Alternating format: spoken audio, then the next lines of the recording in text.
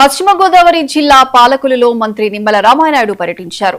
తిల్లపూడిలో గ్రామస్తులతో కలిసి శ్మశాన వాటిక అభివృద్ధి పనుల్లో పాల్గొన్నారు. స్వయంగా ట్రాక్టర్ నడుపుతూ చెత్తను తరలించారు. మంత్రి పిలుపుతో మహిళలు కూడా పెద్ద సంఖ్యలో పాల్గొని శ్రమదానం చేశారు.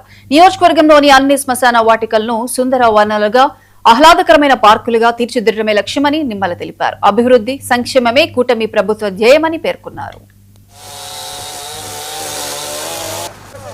పాలకొల్లు నియోజకవర్గాన్ని అభివృద్ధిలో సంక్షేమంలో అగ్రగామిగా నిలపాలనేటువంటి ఆలోచనతో రోడ్స్, డ్రైన్స్ వంటి మౌలికమైనటువంటి వసతులతో పాటుగా ఇళ్ళు, డ్రింకింగ్ వాటర్ వంటి నిత్యావసరమైనటువంటి అవసరాలతో పాటుగా బరిల గ్రౌండ్స్ వంటివి కూడా, ఎందుకంటే ప్రతి వ్యక్తి కూడా ఆఖరి మజిలీ అనేది ఆ శ్మశాన వాటికతోటే ముగుస్తున్నటువంటి పరిస్థితి మనకు తెలుసు.